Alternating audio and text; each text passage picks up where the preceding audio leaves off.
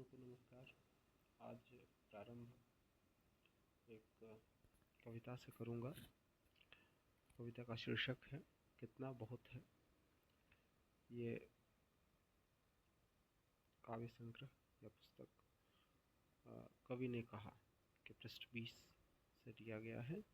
किताबघर प्रकाशन से ये पुस्तक छपी है। कितना बहुत है परंतु अतिरिक्त एक भी नहीं। एक पेड़ में कितनी सारी पत्तियां, अतिरिक्त एक पत्ती नहीं। एक कोपल नहीं अतिरिक्त, एक नक्षत्र अनगिन होने के बाद, अतिरिक्त नहीं है गंगा अकेली एक होने के बाद।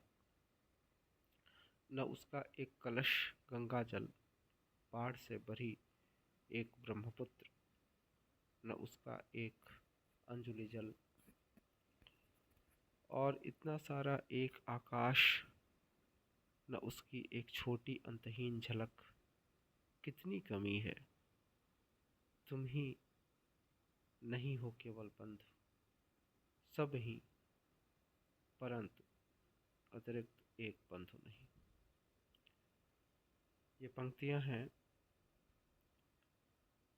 प्रसिद्ध साहित्यकार विनोद कुमार शुक्ल जी की, जिन्हें वर्ष 2023 का ज्ञानपीठ पुरस्कार देने की घोषणा की गई है।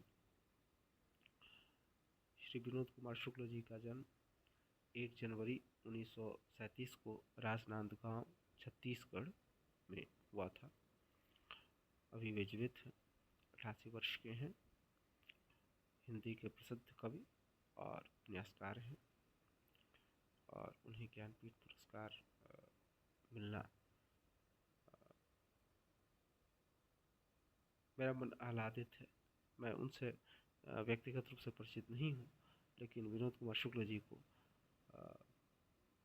ज्ञानपीठ पुरस्कार मिलने से पता नहीं क्यों मैं आह्लादित महसूस कर रहा हूँ।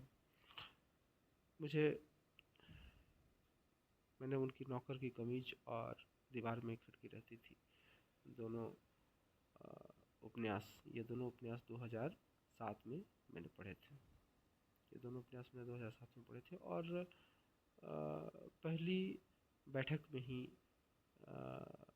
इन उपन्यासों ने मुझे बहुत प्रभावित किया था। हिंदी के उपन्यासों में अधिकतर उपन्यास अज्ञेय जैनेन्द्र या आचार्य हजारे प्रसाद द्विवेदी, इनके उपन्यासों को छोड़ दिया जाए तो एक अखबारनुमा भाषा मिलती है। खुद मेरी भी भाषा अखबारनुमा ही है, मैंने अखबारी भाषा ही है। तो भाषा में एक सरसता, भाषा में अपना एक सौंदर्य, भाषा में अपना एक अनगढ़पन जो विनोद कुमार शुक्ल जी में दिखता है। ये अनगढ़पन जिससे मैं बोल रहा हूँ वह वास्तव में एक गढ़न ही है, अपनी तरह की एक नई तरह की गढ़न है। तो मेरा एक क्लासमेट था, अभी है, बहुत अच्छे पोस्ट पे है, IITS से। तो उसकी भाषा आज तक उस प्रकार की भाषा, मैंने विनोद कुमार शुक्ल जी के बाद वो बहुत अच्छी उसकी भाषा शैली बहुत अच्छी थी। तो विनोद कुमार शुक्ल जी को ज्ञानपीठ पुरस्कार देने वाली जो समिति है उसने भी उनके मौलिक भाषा विन्यास या मौलिक कथा शैली और हिंदी साहित्य में उनके योगदान के लिए उन्हें ज्ञानपीठ पुरस्कार दिया है। कुछ उदाहरण मैं पढ़ रहा हूँ, आप देखें उनकी भाषा शैली और उनकी कहन शैली के उदाहरण। अच्छा व्यवहार और सहायता के लिए तत्पर होना, यानी आदमी को उस रेंज पर लाना है जहाँ से उस पर अचूक निशाना लगाया जा सके। पत्नी का रिश्ता फूल को तोड़कर अपने पास रख लेने का था, पेड़ में खिले फूल जैसा रिश्ता कहीं नहीं था। और अब दीवार में खिड़की रहती थी का उदाहरण, ये उदाहरण देखिए। मुझे चंद्रमा आकाश में गोल कटी हुई खिड़की की तरह लगता था, जिससे आकाश की आड़ में छुपी हुई दुनिया का उजाला आता था। तो विनोद कुमार शुक्ल के प्रमुख काव्य संग्रह हैं। 1971 में उनका काव्य संग्रह छपा था।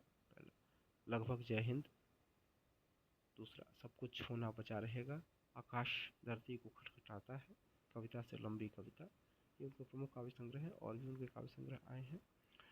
उनके प्रमुख उपन्यास हैं नौकर की कमीज, खिलेगा तो देखेंगे, दीवार में एक खिड़की रहती थी। नौकर की कमीज पर तो मणिकौल जी ने एक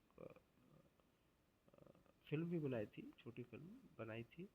और दीवार में खिड़की रहती थी के लिए उन्हें साहित्य अकादमी पुरस्कार 1999 में, संभवतः 1999 या 1997 में मिला था। बहुत सारे पुरस्कार भी उन्हें मिले हैं। उनकी बहुत सारी कृतियों का अनुवाद विदेशी भाषाओं में और बहुत सारी भारतीय भाषाओं में भी हुआ है। उनके प्रमुख कहानी संग्रह हैं पेड़ पर कमरा, महाविद्यालय आदि। मुख्यतः वे अपने उपन्यासों, 2 उपन्यासों नौकर की कमीज और दीवार में खिड़की रहती थी के लिए जाने जाते हैं। उनकी कुछ प्रमुख कविताएं हैं। हताशा से एक व्यक्ति बैठ गया था, जो मेरे घर कभी नहीं आएंगे, प्रेम की जगह अनिश्चित है, जो कुछ अपरिचित है,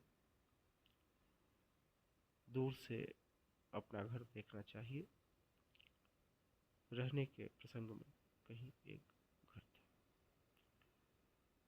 तो विनोद कुमार शुक्ल जी की शैली काफ़ी हद तक जादुई यथार्थ की तरह दिखती है। और वे हिंदी के कुछ गिने चुने शैलीकारों में से हैं जिनकी शैली अपनी है, जो हिंदी को समृद्ध करती है। ऐसे में वे जैनेंद्र, गे और हजारी प्रसाद द्विवेदी